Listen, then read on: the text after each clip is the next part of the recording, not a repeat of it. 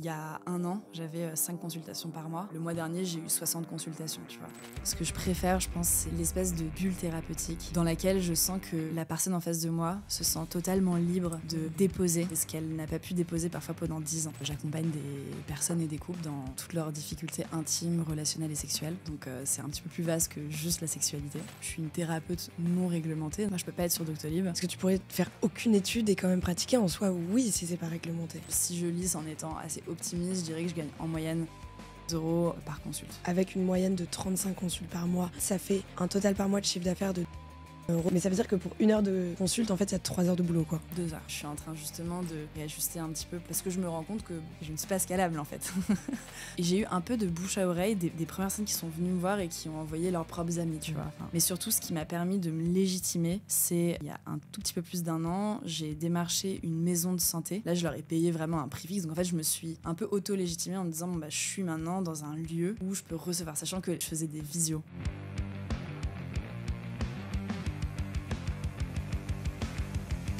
Clémence, bienvenue, ça va? Merci, écoute, très bien. Ouais. Trop contente de faire cet épisode avec toi. Une sexologue. Une question que je me pose et du coup après je te laisserai aussi en te présentant y répondre. Tous ces métiers qui sont des métiers de praticien de santé, tu vas me corriger sur les termes techniques qui sont pas régulés par la sécurité sociale. Tout le monde s'interroge un peu comment ça fonctionne, quel point c'est régulé, la formation, etc. Donc on va peut-être aussi commencer par parler de ça, mais je vais te laisser te présenter un peu. Merci beaucoup. Écoute, je m'appelle Clémence Réroll, je suis psychosexologue. Donc j'accompagne des personnes et des couples dans toutes leurs difficultés intimes, relationnelles et sexuelles. La porte d'entrée, du coup, c'est plutôt des difficultés sexuelles, mais en fait, très souvent, lorsque tu creuses et que tu décortiques, il y a des sujets vraiment autour de la dynamique de couple, autour de la santé mentale de l'un et de l'autre. Donc, c'est un petit peu plus vaste que juste la sexualité. Il y a différents parcours, je pense. En fait, disons qu'on est tous des professionnels de la relation d'aide, mais que dans le lot des professionnels de la relation d'aide, il y a des professions réglementées, des professions non réglementées. Les professions réglementées, c'est toutes les personnes qui ont eu un parcours en médecine ou des personnes qui ont fait des études de psy. Et du coup, parmi les psys, il y en a certains qui font des DIU, donc des espèces de spécialisations en sexologie. Et donc, ils sont en mesure d'accompagner autant sur la partie psychologique que sur la partie sexologique. C'est vraiment des professions qui sont réglementées. Tu peux trouver sur Doctolib, typiquement. Donc, ça veut dire que toi, tu peux pas être sur Doctolib? Moi, je peux pas être sur Doctolib. Je suis une thérapeute non réglementée, dans le sens où j'ai pas un parcours médical où j'ai pas fait d'études de psy, mais par contre, j'ai fait des études très focalisées sur la santé sexuelle, la psychosexologie. Moi, j'ai un profil de reconversion, donc je faisais du recrutement pour des startups en sortant de mes premières études. Et ensuite, j'ai fait une reconversion et du coup, j'ai suivi un DU en santé sexuelle avec une université québécoise, sachant que le Québec est assez avancé sur les sujets de sexualité et de santé sexuelle. Et en parallèle, j'ai entamé une formation continue en psychosexologie. Et là, c'est une école privée montée par une sexologue qui a plus de 20 ans de métier et qui nous enseigne la sexologie telle qu'elle la pratique. Donc là, c'est 3 ans de formation continue. Mais c'est pas à temps plein, tu peux bosser à côté, c'est ça? Ouais, du coup, d'abord, j'ai eu mon diplôme du Québec. Donc là, c'était 1 an et demi. Et en parallèle, j'ai commencé la formation de Fabienne Barreto, donc l'école de psychosexologie, qui dure 3 ans et que là, je viens de terminer. Mais du coup, j'ai commencé à pratiquer avec mon diplôme québécois. Si tu t'en foutais, est-ce que tu pourrais faire aucune étude et quand même pratiquer en soi? Oui, si c'est pas réglementé. Complètement. Et ça, c'est un problème dans la profession un peu ou... Honnêtement, je connais personne qui se soit lancé sans études. J'imagine que comme il faut tout pour faire un monde, ça doit bien exister quelque part. Mais c'est vrai qu'en soi, c'est le défaut du fait que ce n'est pas réglementé. Et je pense que ça va évoluer en fait. Là. Clairement, la législation devrait évoluer là-dessus pour faire en sorte de valider en fait que toutes les personnes qui pratiquent aient un cadre suffisante, un cadre légal. En l'occurrence, c'est pour ça que j'ai voulu faire vraiment ces 2 formations. J'ai à la fois le DU en santé sexuelle au Québec. En fait, le Québec, pour le coup, ils ont vraiment réglementé. Ils ont posé tout un cadre. Exactement. Et t'as pas ce problème, il n'existe pas que chez les sexologues. C'est-à-dire que je vais en citer plein que je connais pas trop. Kinésiologue, chiropracteur, ostéo, hypnothérapeute. Tous ces métiers-là, c'est un peu la même histoire que ce que tu racontes. C'est des formations qui sont privées, du coup, donc alors qui sont reconnues. Typiquement, la formation de psychosexologie que j'ai faite sur 3 ans, c'est certifié, j'ai un diplôme à la fin, mais c'est un diplôme d'État. Pas un diplôme d'État. Ah oui, ok, c'est ça. Voilà, en fait, il n'y a pas de diplôme d'État en France. Et d'ailleurs, même au-delà de ça, le nom même de la profession, donc profession sexologue, c'est pas une profession qui est réglementée. Donc il y a des gens qui s'appellent sexologues, il y a des gens qui s'appellent sexothérapeutes, il y a des gens qui s'appellent psychosexologues. Les seules personnes réglementées, c'est des médecins, donc par exemple des gynécos, des urologues, ont ajouté une corde à leur arc, okay. Mais qui du coup sont très, très bons dans le métier, mais ils ont par contre une approche beaucoup plus médicale de la sexologie. Et vous vous battez entre guillemets un peu tous pour que justement la réglementation avance, enfin la régulation évolue un peu. J'imagine que chaque praticien non réglementé aimerait vraiment que sa profession soit réglementée. C'est à votre avantage, ou est-ce que d'un point de vue business, commercial, c'est pas vraiment dans votre intérêt que ce soit réglementé? Je pense que c'est dans notre intérêt, parce que du coup on se sentirait aussi beaucoup plus légitime, tu vois, d'une certaine manière. Totalement. Et puis aussi d'un point de vue purement peut-être commercial, être sur Doctolib, je veux dire, c'est nous, ce qu'on s'imagine, c'est tu te dis bon bah je crée mon profil Doctolib, le lendemain le carnet de rendez-vous il se remplit tout seul, tu vois. Ouais. Peut-être pas si simple en fonction des professions, mais je veux dire on connaît tout ce sujet en France où tu essayes de trouver un rendez-vous d'ophtalmo ou de dermato et tu peux attendre 6 mois. Mais tu vois, et ça permettrait aussi de valoriser les formations qui ont été faites, tu vois. Typiquement, la formation que j'ai faite, ça fait 15 ans qu'elle existe. Et ben en fait, de cette formation sont sortis plein de sexologues qui sont très reconnus aujourd'hui, qui bossent dans des hôpitaux, mais qui ont du coup ce truc médical en plus qui est le street cred. Non, pas nécessairement. Typiquement, il y a un sexologue qui bosse au CHU du Mans et qui est très calé sur sexo-cancéro, donc il accompagne beaucoup de patients qui ont des cancers sur la partie sexo, mais par contre la formation qu'il a fait, c'est cette formation qui est une formation donc lui privée. il a réussi à se hisser dans le rang de la légitimité. Exactement. Mais c'est un travail et une énergie en plus, et donc il faut vraiment être super motivé, si je puis dire, quoi. Ah ouais. Okay. Juste pour comprendre, toi cette reconversion tu l'as fait quand? Ça fait combien de temps? Ça fait 4 ans que j'ai quitté le recrutement. Et tu pratiques depuis, enfin tu fais des consultes depuis? Je pratique depuis 1 an. Ok, donc rampe de lancement, j'imagine que tu es totalement dans la phase où ça grossit de plus en plus, du coup tu vas l'expliquer. On va expliquer un peu tes chiffres et comment tu arrives à gagner de l'argent, et après je vais avoir 1 milliard de questions sur justement comment on arrive à se légitimer, à trouver des patients. T'as un lieu, tu fais ça où? Chez les gens, chez toi? Ou tu loues un cabinet? Je loue actuellement 2 cabinets. J'ai un cabinet les mardis à République et un cabinet les mercredis à Bonne Nouvelle. Et en parallèle, lundi matin et les jeudis après-midi, je bosse avec une sexologue qui est lancée depuis 9 ans, qui s'appelle Angela Bono. Et du coup, je suis sur un contrat de remplacement avec elle. C'est-à-dire que c'est moi qui prends en charge pas mal de ces nouveaux patients qu'elle n'a pas la possibilité de prendre parce qu'elle est déjà bookée. Okay. Et du coup, juste, je lui verse une commission. Tes consultations à toi propre, en moyenne, t'en fais combien par mois ou par semaine? J'ai pas fait ce compte-là, parce que je mélange un peu tout au final. En gros, à la fin, pour faire simple, donc, sachant que je suis sur mon année de lancement, donc il y a 1 an, j'avais 5 consultations par mois. Le mois dernier, j'ai eu 60 consultations. Tu vois. 60, donc, c'est énorme. C'est allé assez vite. Okay. Même un c'est peu vrai. trop vite. Je suis en train justement de réajuster un petit peu pour... parce que je me rends compte que en fait je suis plus dans un métier de la tech, je suis plus dans l'univers des startup tech et je ne suis pas scalable en fait. Tu es toi-même, en fait la seule personne qui peut faire le travail c'est toi. Donc... Exactement. Il faut que je sois en forme et que j'ai l'énergie et que j'ai une santé mentale de qualité pour pouvoir accompagner et recevoir et accueillir. Bien sûr, parce qu'en plus il y a beaucoup de trucs qui se passent au niveau de ce que tu transmets, j'imagine, et de ta vibe ce jour-là, donc c'est intéressant.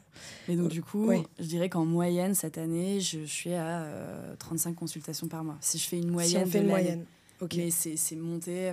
J'ai eu au début une phase de 5 à 10 consultations par mois pendant 3 mois. Après, j'ai eu une vingtaine de consultations par mois pendant 3 mois. Puis les 3 mois d'après, j'ai eu 40. Et là, j'ai récemment atteint les 50-60. Ouais. En moyenne, 35 consultations par mois, ça fait 8-9 par semaine.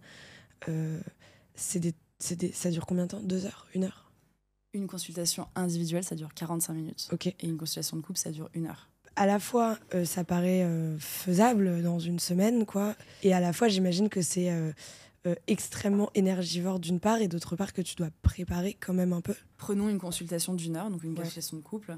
Ça va me prendre 1 heure au total entre la préparation en amont et aussi le travail à fournir après.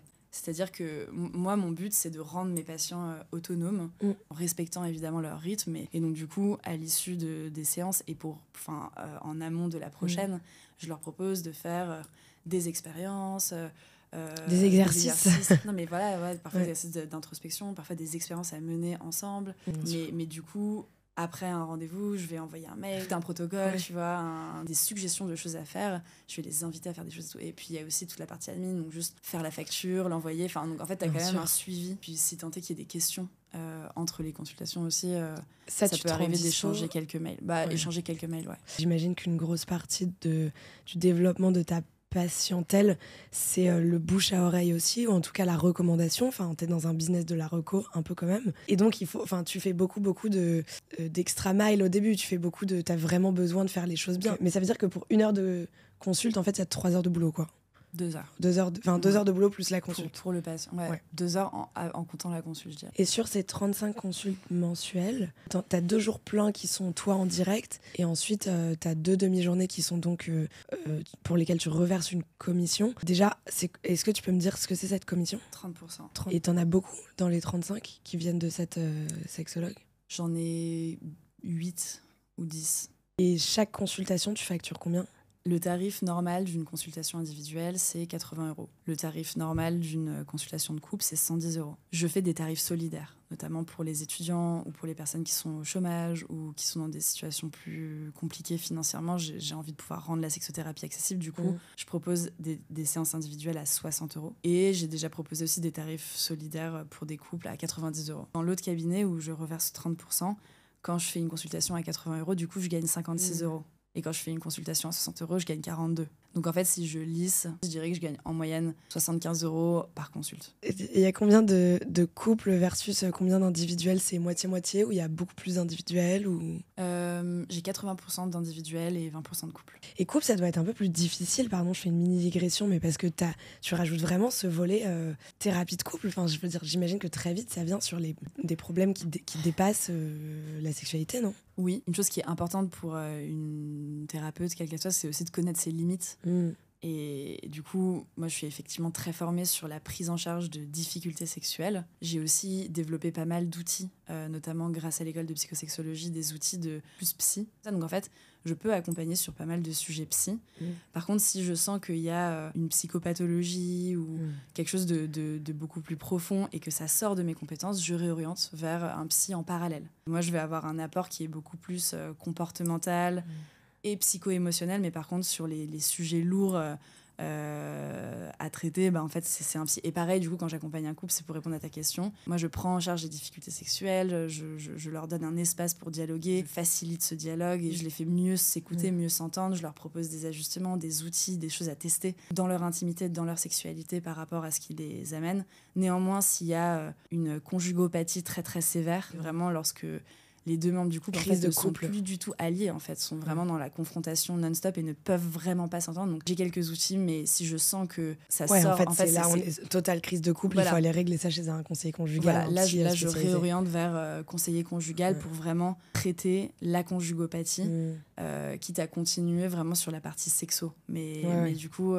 c'est important de pouvoir travailler en pluridisciplinarité aussi et de connaître ses limites en tant que et de savoir aussi quand est-ce qu'il faut aller faire appel à quelqu'un d'autre pour des problèmes plus profonds, quoi. Alors attends, on va reprendre notre petit calcul. Tu m'as dit en moyenne 75 € pour chaque consulte, avec une moyenne de 35 consultes par mois. En gardant en tête que c'est un chiffre qui augmente, ça fait un total par mois de chiffre d'affaires de 2 700 €. Et donc remis à l'année, c'est un peu plus de 30 000 €, 31 500 €. C'est un assez beau chiffre d'affaires quand on se dit que finalement, ça fait que un an et demi que tu fais des consultes. Maintenant, il y a quand même une grosse charge à aller enlever, qui est la charge de l'URSSAF. 24,5 sur 32 000 de chiffre d'affaires, ça fait 7 700 € quand même qu'on enlève. Et oui. Et oui. Mais j'imagine que là, de toute façon, tu peux pas t'affranchir de l'URSSAF. Enfin, je veux dire, c'est assez compliqué de... Du coup, je suis auto-entrepreneur. En fait, mon statut, c'est auto-entreprise. Et donc, à ma connaissance, j'ai pas le choix. Et il faudrait que j'investigue justement si je peux passer sur un statut un peu libéral, mais je crois que du coup, n'étant pas une profession réglementée, je peux pas. Mais j'ai clairement des sujets administratifs là, à aller investiguer. Et vous déclarez tout ? Oui. De toute façon, de toute façon, le risque est trop élevé, j'imagine. Le risque est trop élevé et de toute façon, la plupart des personnes que je vois, de toute façon, me payent soit directement paiement par carte sur la machine à carte quand je suis dans le cabinet ou pour l'autre sexologue, ou alors virement. Tu vois, j'envoie Oui, des oui. factures via Conto et tout. Enfin, de Oui, toute façon, tout est traçable. Donc, c'est ce que je voulais te demander. Oui, la mutuelle. Parce que donc la Sécu, on a compris, pas de Sécu. Est-ce que parfois, la mutuelle peut rembourser des consultations de sexothérapie? Oui, il y en a certaines qui remboursent une partie, pas Ok. toutes. Mais Ok. du coup, qui remboursent une partie, notamment sur la branche médecine douce. Toutes les néo-mutuelles, clairement, je pense qu'elles remboursent sur Ok. les médecines douces. Donc, on est sur notre 31-32 000, on va l'arrondir à 32 000 euros de chiffre d'affaires sur lesquels on enlève 7 700 euros. Qu'est-ce qu'on enlève d'autre dans tes charges fixes? Donc, on a parlé de ce fameux cabinet. Combien? Donc, tu es 2 jours par semaine complet parce que l'autre cabinet surverse une commission, donc j'imagine que tu ne le payes pas. C'est combien par mois pour tes 2 jours dans le cabinet Place de la République? C'est au total 550 euros pour 2 jours. Et si tu voulais un jour de plus, ça te... en fait, là, Si je voulais un jour de plus, ce serait 200 ou 250 ouais, euros de c'est plus. ça. Donc, c'est quand même une charge assez importante. Ça te fait 6 500 euros par an. Très vite, si tu commences à vouloir être 4 jours par semaine, en fait, ça te fait 10 000 euros par an. Ça impute pas mal ton chiffre d'affaires. Après, tu pourrais aussi consulter plus, mais on va y venir. Il y a une limite à ça. Ok, ensuite, bon, tout ce qui est, juste on va passer rapidement là-dessus, tout ce qui est frais de fonctionnement, les logiciels, les outils, peut-être du marketing, de la com, Un tout petit ça. peu. Bah, du coup, je peux pas être sur Doctolib, donc Oui. oui, il y a des frais un peu. Avec Calendly, je paye. Je crois que c'est genre 13 euros le mois. Je paye aussi Notion parce que c'est là où je travaille sur, par exemple, mes posts Instagram, où je fais un peu mon plan de com. Et encore, c'est très léger. C'est aussi Ouais, mais pareil, il faut ouais. payer, bien sûr. Je paye Canva aussi pour mes visuels Non, magnifiques mais... Instagram. Je suis pas très forte en com. mais on est d'accord que tu as quand même un enjeu de faire de la com parce que Ouais, j'ai un enjeu. et tu te forces un peu. Ouais, c'est pas inné. C'est pas inné. Je pense qu'aussi c'est difficile dans un métier du care de faire sa com. Mais bien sûr, ça c'est un gros sujet. Comment est-ce que tu passes pas pour un charlatan quand tu fais ça? Tu vois, j'imagine que c'est un peu le problème. Alors, il y a différentes écoles. Hein. Moi, j'ai des consoeurs, confrères qui font vraiment de la pub, qui font des Google Ads, des trucs comme ça. Moi, je fais pas ça.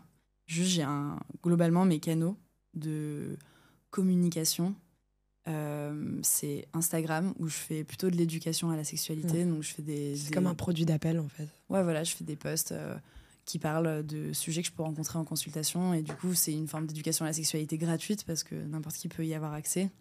C'est ce qui permet de te faire connaître et donc de ensuite de réaliser les sexologues. C'est plus de la notoriété. Bien en fait, sûr. tout ce que je fais, c'est plus de la notoriété. Et j'ai eu un podcast aussi qui s'appelle Dénudé, que j'ai malheureusement complètement mis en pause parce que ça prend du temps et que je me concentre vraiment pleinement sur mon nouveau métier. J'ai une newsletter depuis quelques mois où j'essaie de poster 2 fois par mois. Bon, là, je suis un peu en retard, mais globalement, pareil, c'est de l'éducation à la sexualité et en fait, j'adore pour le coup écrire les newsletters parce que du coup, c'est de la recherche, je peux rentrer profondément dans une thématique. Je m'inspire de thématiques que je rencontre en consultation et donc j'ai pas mal de personnes qui viennent maintenant, qui découvrent ma newsletter et qui prennent rendez-vous après avoir lu une de mes newsletters. Donc bon, t'as tous ces petits frais de marketing, frais de fonctionnement, une cinquantaine d'euros par mois. Tu m'as parlé de compta, assurance. Tu dois quand même avoir une assurance, tout ça, c'est... Ouais, je paye Conto, je paye mon assurance, quoi. Donc on va dire que c'est quoi? C'est une centaine d'euros par mois pour tous ces trucs-là. Ouais. Donc au total, si je fais le calcul avec le loyer que tu payes au cabinet, on est à... Bien, tu fais le calcul pour moi. Bien sûr, c'est mon rôle. J'ai mis vachement de temps à faire ma propre compta, donc j'ai l'impression de me faire un peu coacher en fait. Je fais mes calculs pour toi. Donc dans tes charges variables qui sont l'URSSAF parce que tu n'as pas vraiment de matériel de soins, c'est 7 700 euros par an. Voilà, tu pourras le noter pour ta compta. Et tu as 7 900 euros par an, charges fixes, donc le cabinet et tout ce qu'on appelle frais de fonctionnement, la compta, le marketing, etc. Donc la totalité de tes charges sur nos 32 000, à peu près 32 000 euros par an, c'est 15 000 euros de charges, donc la moitié. C'est une marge nette avant impôt à 50%, c'est une super marge de manière générale. Maintenant, sur un métier de service, donc pas scalable, ça peut avoir ses limites. C'est-à-dire que là, toi, t'es associé... 15 000 euros, ça veut dire que je vis avec 15 000 euros voilà. par an. C'est pas non plus énorme à Paris. Non, exactement. Alors ma question est, donc 15 000 euros par an, comment tu fais pour vivre? Alors, t'arrives à en vivre? Déjà... Ça fait juste 1 300 euros par mois dans ta poche, une fois que tu as tout payé. Et après, tu as un peu d'impôts, mais ça doit être assez faible. Mais en gros, une fois que tu as tout payé, il te reste juste les impôts, ça fait 1 300 euros dans ta poche. Un gros SMIC. Voilà. Donc, il faut savoir que du coup, donc ça, c'est en lissant. Ouais. Ces derniers mois, ça va mieux. Enfin, j'arrive à mettre 2 000 € dans ma poche, tu vois. Ok. Peut-être en dessous de 2 000 €, tu vois, 1 900, mais depuis 2-3 mois. Mais c'est hyper intéressant de voir la rapidité de l'évolution. Ouais. Donc, juste pour te Ouais. répondre sur la première question, Ouais. comment j'ai fait pour vivre pendant un an? En parallèle, j'avais des missions freelance. Et ça fait 3 ans que juste j'ai changé mon rythme de vie et que je fais beaucoup plus attention et que je fais des Excel depuis peu pour essayer de comprendre quel est mon runway et enfin tout ce genre de sujets auxquels j'étais pas préparée en me lançant dans mon activité de sexologue parce que je me disais juste je vais devenir sexologue, c'est génial, mais en fait il y a aussi toute la partie administrative qui a été qui m'a demandé un petit ramp-up. Ouais, mais c'est intéressant d'apprendre à le faire et puis ça te permet aussi de... Là, t'arrives à en vivre, quoi, donc c'est ça qui est super. Maintenant, j'arrive à en vivre. J'ai terminé mes missions freelance ce mois-ci. Tu faisais quoi en freelance? Bravo. Je faisais du bizdev pour une start-up d'État. Mais du coup, ça me permettait vraiment d'arrondir mes mois, quoi. Enfin, c'était hyper précieux. Et là, du coup, fort de mes 3 derniers mois, je me dis, en fait, ça y est, là, maintenant... tu vois, je me lance pleinement et je peux en vivre. Enfin, tu vois, j'ai quand même fait des bons chiffres d'affaires depuis 3 mois. Comment tu te lances? Donc, t'as pas Doctolib, tu t'ouvres ton calendrier, tu ouvres ton Instagram et qu'est-ce qui se passe? Et tu pries. Non, mais tu vois, c'est un peu le fantasme. Au début, tu te dis, ok, page blanche, quoi, un peu, je sais pas. Ou alors, t'avais déjà un peu des contacts ou des gens qui étaient ok de tester. Enfin. Alors, au début, donc du coup, je te dis, je me suis lancée, j'ai fait quelques mois à prix libre pour des amis d'amis d'amis. Donc, j'ai dit à des amis de parler à leurs amis et il y a quelques personnes que je ne connais pas et que je ne reverrai dans aucun autre cadre qui sont venues à moi et qui me payaient, je sais pas, enfin, je sortais d'études, quoi, donc... Ils te payaient ce qu'ils voulaient, quoi. Voilà. Au bout d'un moment, je me suis dit, Clémence, à un moment donné, il va falloir que tu te confrontes à ce principe de réalité, il faut que tu en vives. Et surtout, tant que tu te sens... En fait, le problème de faire à prix libre, c'est que ça raconte aussi que tu te sens pas vraiment légitime. Exactement ce que du coup, dire, il y a un frein psychologique de, en fait, elle est pas vraiment legit, quoi. Enfin, si je peux la payer que 20 €, enfin, c'est il y a c'est aussi vraiment... tu vois. Oui, et toi, tu dois toujours expliquer, faire le contexte. Non, mais tu sais, je démarre, je me lance, c'est pour ça, c'est pas parce que je suis nulle. Enfin, j'imagine que c'est pas mal compliqué, Et du coup, j'ai fixé au début un tarif, tu vois, 50 €. Et j'ai eu un peu de bouche à oreille des premières personnes qui sont venues me voir et qui ont envoyé leurs propres amis, tu vois. Enfin, au début, j'ai eu un tout petit peu ça, mais c'était vraiment très léger. Mais surtout, ce qui m'a permis de me légitimer, c'est il y a un tout petit peu plus d'1 an, j'ai démarché une maison de santé qui n'avait pas de sexologue, mais qui avait par exemple une hypno, sophro, une personne qui accompagne, enfin une masseuse. Enfin, en gros, c'était que des médecines douces. Là, je leur ai payé vraiment un prix fixe. Donc en fait, je me suis un peu auto-légitimée en me disant, je suis maintenant dans un lieu où je peux recevoir, sachant qu'à prix libre, je faisais des visios. Et donc, du coup, j'avais un endroit et je me suis dit, en étant dans cet endroit, je vais pouvoir bénéficier du rayonnement de cette maison. J'ai commencé à parler avec les autres praticiennes et là, du coup, j'ai eu quelques recommandations des autres praticiennes qui m'ont envoyé un tel, une telle, pour vraiment un accompagnement en sexothérapie. Donc là, l'importance de la pluridisciplinarité, j'ai commencé comme ça. Et en fait, très rapidement, ils ont fermé, ça allait pas bien financièrement. Et en fait, en travaillant dans le 9e, du coup, j'ai contacté cette fameuse sexologue, Angela Bono. Mais vraiment par curiosité. Et donc, je lui ai écrit en lui disant, écoute, je viens de m'installer, je travaille aussi dans le 9e, j'adorerais te rencontrer, est-ce que ça te dirait qu'on se prenne un café? Trop sympa, elle m'a répondu, on a pris un café. Je lui ai posé plein de questions sur comment elle a fait elle pour se lancer. Alors, petite anecdote, elle s'est lancée à l'époque où c'était encore possible d'être sur Doctolib. Et du coup, elle m'a ça dit, a changé? Ouais, ça a changé. Ah, tu vas me l'expliquer après, ok. Tu sais, il y a eu un moment où Doctolib a viré en fait toutes les médecines paramédicales, non réglementées et tout. Ah, mais je savais pas, c'était quand? Je crois il y a 5 ans. Okay. Donc avant, c'était un peu plus le Far West, entre gros guillemets, mais tu pouvais, toi, t'aurais pu être sur Doctolib il y a 5 ans. Ok, d'accord. Okay. Et donc, du coup, elle me dit, moi, j'avais Doctolib et tout. Donc, en fait, dès le premier mois, j'avais 80 consultations. Et je crois qu'elle bossait un peu à l'hôpital aussi au tout départ. Elle fait toute une formation et elle s'était lancée et ça avait bien fonctionné pour elle parce qu'elle était sur Doctolib et du coup, elle avait vraiment pu avoir ce levier-là.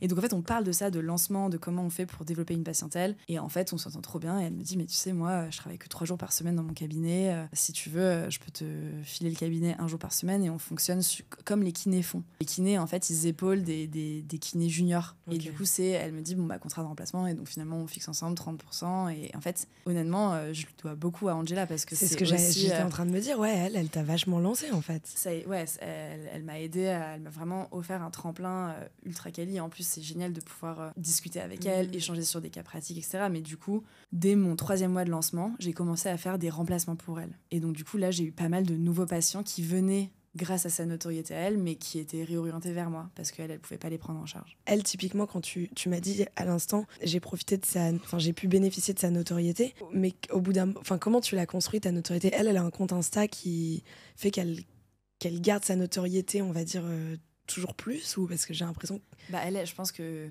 le fait de pouvoir se lancer hyper rapidement et d'avoir Doctolib au début, ça lui a permis d'avoir énormément de bouche à oreille. Après, elle a écrit un livre sur les vaginismes, elle a écrit un livre fantastique, et du coup, ça a construit sa notoriété. Puis juste, elle est bonne dans ce qu'elle fait, donc elle bénéficie du bouche à oreille. Et elle a un compte Insta qu'elle alimente, mais globalement, elle, c'est vraiment beaucoup de bouche à oreille. Elle est connue, son nom circule. Ça fait 9 ans que son nom circule. Et c'est que comme ça que tu arrives à avoir des patients. Enfin, le nerf de la guerre pour vous, au même titre que... Mais c'est fou à quel point Doctolib et la puissance de Doctolib, je trouve ça fou. Mais vous, le nerf de la guerre, en fait, c'est ça. Alors, pour moi, ça l'est.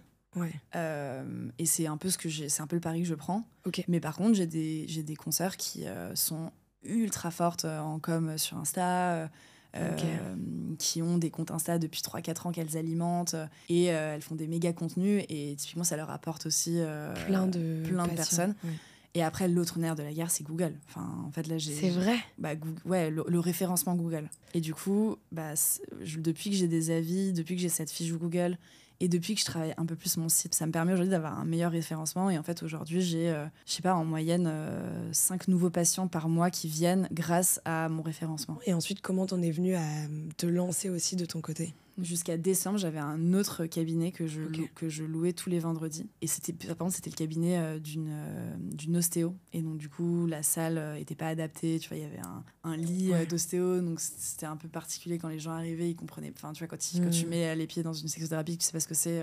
Tu trouves ça un peu chelou d'avoir un lit, en effet. Ça peut rebuter, quoi. Et ensuite, à partir de janvier, j'ai commencé dans deux nouveaux cabinets où là je me sens vraiment trop bien, et juste voilà, en fait comme en décembre j'ai vu que ça commençait pas mal à augmenter, je me suis dit je vais devoir ouvrir une autre journée, et donc du coup je suis partie de ce cabinet, j'ai pris 2 autres cabinets pour avoir 2 autres jours pleins. Là du coup ça veut dire que tu consultes 3 jours pleins par semaine. Tu peux en faire combien par jour? Comme du coup il y a eu de plus en plus de volume à absorber, forcément j'étais pas prête à ça, quoi. Puis au début tu prends tout, j'imagine. Évidemment. Ouais. Mais surtout, je suis dans un métier du care, donc j'ai envie de prendre soin des gens qui viennent à moi, tu vois, j'ai envie de pouvoir les aider, les accompagner. Alors, je fais typiquement, tu vois, des appels de découverte, donc il y a des personnes qui prennent rendez-vous avec moi, mais avant de prendre rendez-vous, prennent un appel de 15 minutes gratuit, où du coup, on fait connaissance, et ça me permet aussi de calibrer. Est-ce qu'ils viennent pour vraiment une problématique sur laquelle je vais pouvoir les aider, ou est-ce que en fait c'est pas plutôt vraiment de la pure psychothérapie, où je filtre un petit peu comme ça au travers des appels de découverte. J'avais clairement parfois 9 à 10 consultations par jour. Mais ça doit être c'est beaucoup trop, non? C'était trop éprouvant. Et en fait, il a fallu que je le fasse pour comprendre que c'était trop éprouvant, tu vois. Et donc en fait, à partir d'avril, je me suis mis en fait des garde-fous, tu vois. Je me suis dit OK, déjà entre chaque consultation, il faut que j'ai au moins 15 minutes de sas. Buffer, parce que parfois je faisais 45 minutes, puis 45 minutes, puis 45 minutes, donc 3 consultations enchaînées comme ça. J'avais à peine le temps de respirer, tu vois. Et je me suis dit, maximum 7 consultations par jour. Donc ça me fait 4 le matin, puis je me fais une grosse pause déjeuner où je vais faire du sport, et ensuite je fais 3 consultes le soir, et j'essaye de pas terminer après 19h30, tu vois. Après, je travaille, du coup, j'ai dit, je suis en consultation 3 jours par semaine, donc j'ai quand même 2 jours dans ma semaine. Et en fait, c'est ça. En fait, je me suis aussi dit, maintenant, tu te cantonnes à 3 jours fixes dans la semaine. T'as une journée où tu gères ta com, ton admin, les quelques suivis que t'as pas, enfin, tu vois, les quelques trucs que tu t'es dit, que tu t'es mis à envoyer dans la semaine à quelques patients, et que t'as pas eu le temps de faire entre les consultes ou à la fin de la journée. Et, grande nouvelle, je me suis mise à la semaine de 4 jours. Parce que bon, à un moment, il faut se reposer. Non, mais sérieusement, le vendredi, je ne bosse plus. Je m'attendais pas à ça. Enfin, je ne bosse plus. Petit bémol. Tu bosses plus en théorie, quoi. Non, en vrai, j'essaye je m'efforce vraiment de pas bosser.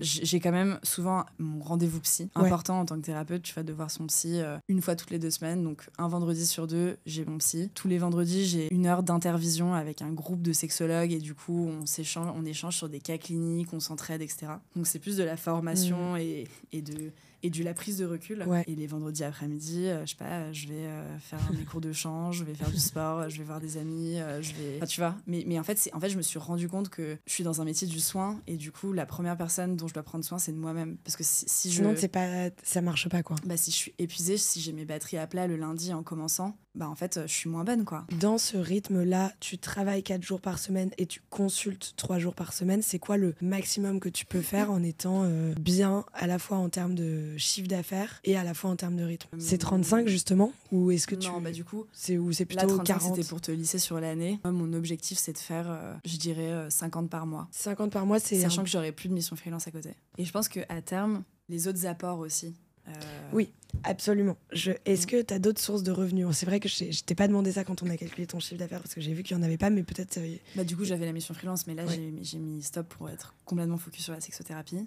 Et en fait, à terme, j'aimerais bien avoir d'autres sources de revenus. Notamment, j'aimerais bien potentiellement faire des conférences en entreprise sur la santé sexuelle, sur les liens entre santé sexuelle et travail, ce qui était d'ailleurs l'objet de ma chronique LinkedIn à un moment donné. J'aimerais bien écrire un livre aussi.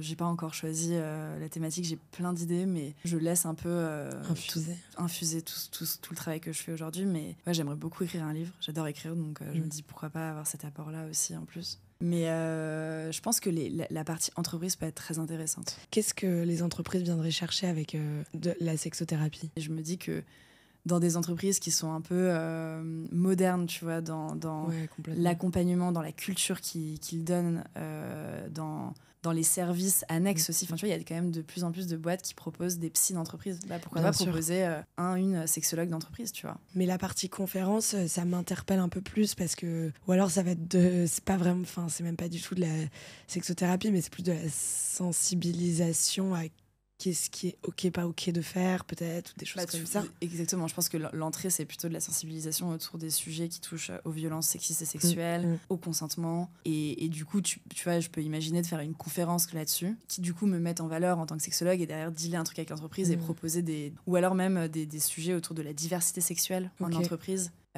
Tu vois, comment t'accueilles des personnes issues de diversité sexuelle, personnes queer, personnes trans. Fin... Ça, c'est intéressant pour des grosses équipes RH, dans des grosses boîtes et tout. Il y a quand même des sujets à explorer. Il y a quand même des sujets à explorer. Tu creuses, t'as raison.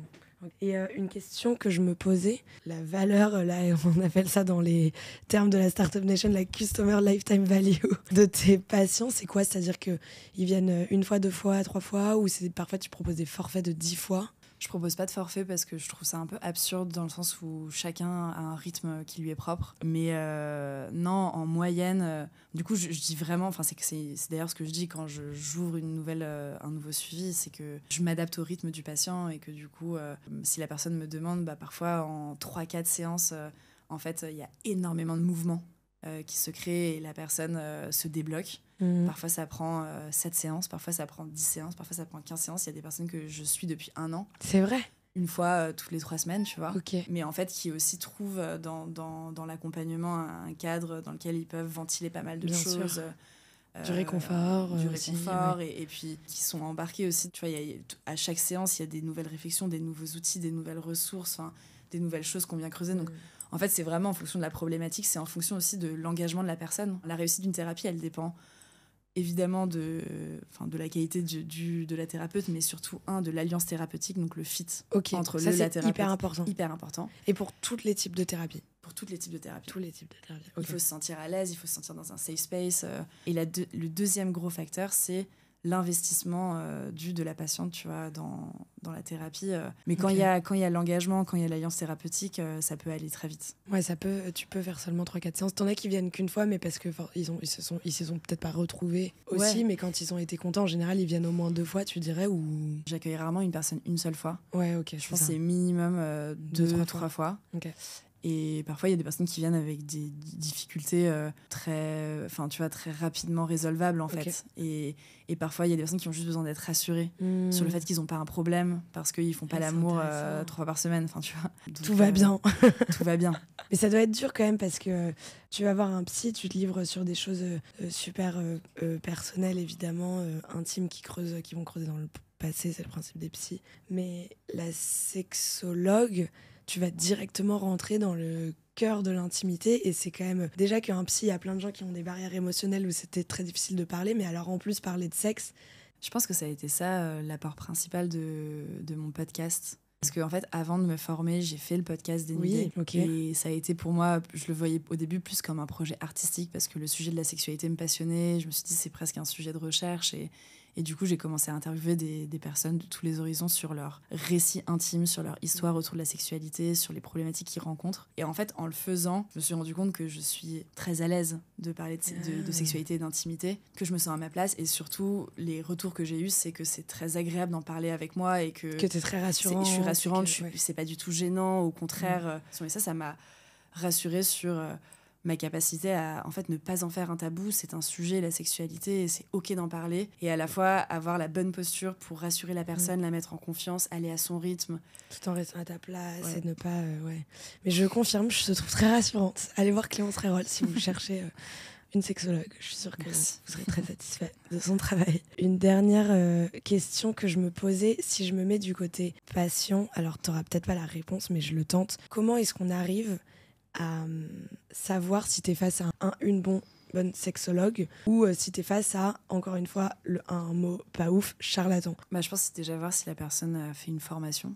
Après, chaque praticienne va avoir une approche qui lui est propre. C'est aussi c'est dur, quoi. C'est à la fois l'écueil et en même temps l'atout d'une profession non réglementée, c'est qu'il y a la possibilité d'appréhender ce métier avec plus de créativité, tu vois. Écouter ses intuitions aussi dès la première séance. Est-ce que la personne pose un cadre qui est rassurant? Est-ce que la personne a une posture professionnelle? Enfin, moi, je vais pas être amenée à toucher la personne. Dans les outils utilisés, dans la posture, dans l'espace, en fait, déjà se sonder soi-même et se dire est-ce que je me sens bien, est-ce que je me sens accueillie sans jugement, et s'écouter soi, du coup, quels sont mes ressentis, comment je me sens à l'issue de la séance, est-ce que je sens que je vais être bien accueillie par cette personne-là, et est-ce que à aucun moment il y a des choses qui ont dépassé mon consentement aussi. Je te pose des dernières petites questions avant de te laisser, parce qu'en plus l'heure tourne. Rapidement, c'est quoi ce que tu préfères et c'est quoi ce que tu aimes le moins dans ce métier? Ce que je préfère, je pense, c'est l'espèce de bulle thérapeutique qui se crée, qui est hyper puissante, tu vois, ou dans laquelle je sens que la personne en face de moi se sent totalement libre de déposer ce qu'elle a besoin de déposer et ce qu'elle n'a pas pu déposer parfois pendant 10 ans. Créer cet espace-là, hyper safe, hyper non-jugeant, je pense que c'est ce que je préfère et c'est ce qui donne du sens à mon quotidien, quoi. Je me dis, même si parfois la personne ressort pas avec des solutions toutes faites, immédiates, et d'ailleurs, je suis pas là pour amener des solutions toutes faites, immédiates, au moins elle a eu peut-être pour la première fois de sa vie un espace dans lequel elle peut être totalement elle-même et dire ce qui lui pèse, ce qu'elle a sur le cœur, et avoir quelqu'un qui l'accueille telle qu'elle est. Je pense que c'est ça qui est le plus beau dans ce métier. Et ce que j'aime le moins, c'est plus l'autour, la partie... L'admin et tout. Le stress financier que ça peut générer. Et du coup, la difficulté à naviguer entre l'envie d'être dans le soin et de faire du bien, et en même temps ce principe de réalité de si je fais ça que pour l'humain, j'en vis pas, quoi. Est-ce que tu as un truc qui est, je sais pas, une grosse galère que tu as eue quand tu t'es lancée, ou là depuis que tu t'es lancée, une grosse tuile qui t'est arrivée ou pas? Non, mais le plus dur à gérer, ça a été l'anxiété autour du lancement, et toutes ces questions qui parfois m'empêchaient de dormir, de est-ce que je vais en vivre, si oui, comment, combien de temps, est-ce que j'ai pas fait tout ça pour rien? Ça m'amène à ma quasi toute dernière question, si tout ça était à refaire. Je la referais 100%. J'adore parce que je la pose systématiquement cette question et j'ai systématiquement la même réponse, mais je continue de la poser juste pour être sûre. Non, mais je le referais 100% parce que ce métier est passionnant, je le trouve passionnant. Et 2, j'ai appris sur moi, mais comme j'ai rarement appris dans ma vie. Ça a été très confrontant à plein d'égards, et ça l'est encore aujourd'hui, et ça me donne de la matière à travailler avec mon psy. T'as aussi, j'imagine, appris énormément de trucs sur l'entrepreneuriat, l'auto-entrepreneuriat. C'est quoi les moments où, en fait, là, il faut que tu rentres dans une zone où tu prends des risques? C'est quoi la vraie sortie de zone de confort? J'imagine que... C'était ça ce que je veux dire par j'ai appris plein de trucs sur moi. Ouais. Dans la sortie de zone de confort, J'aime bien ton message parce que ça fait pas si longtemps, t'es encore sur la rampe de lancement, et à la fois tu montres que ça peut marcher, et je trouve que c'est bien. Il faut, si vous écoutez ça et que vous hésitez à vous reconvertir, pas du tout nécessairement en sexologue, et d'ailleurs même pas nécessairement en thérapeute, quel qu'il soit, et lancez-vous parce qu'en fait tout est possible et on va y arriver. Ma toute dernière question avant de te laisser, est-ce qu'il y a un autre métier pour lequel t'aimerais savoir comment ça gagne? Je m'interroge sur le métier de coordinateur ou coordinatrice d'intimité. Ah, c'est hyper intéressant. Ouais. Tu vois ce que c'est ou pas? Bien sûr, c'est sur les tournages de films, c'est ça? Exactement. Ah, il faut que j'en trouve un. Il y Tu en t'en a peu, connais un il y en a très peu en France. Ah oui, c'est rare, non? Genre, il y en a. Enfin, mon petit frère est acteur. Ok. Je pense qu'il m'a dit qu'il en a entendu parler juste de 3-4. Il y a plein de Et tournages où c'est il y en toujours a les pas. mêmes. Ok. C'est toujours les mêmes. Ok. Métier très niche, mais métier intéressant. J'ajoute à ma liste si t'en connais. Si tu croises le chemin d'un coordinateur d'intimité, n'hésite pas à me l'envoyer sur combien ça gagne. Trop bien. Bon, merci beaucoup, Clémence. C'était trop cool. Merci à toi, Clémence. Et voilà, si vous êtes nouveau et que vous découvrez combien ça gagne, n'hésitez pas à vous abonner. Bisous, à la semaine prochaine. Ciao.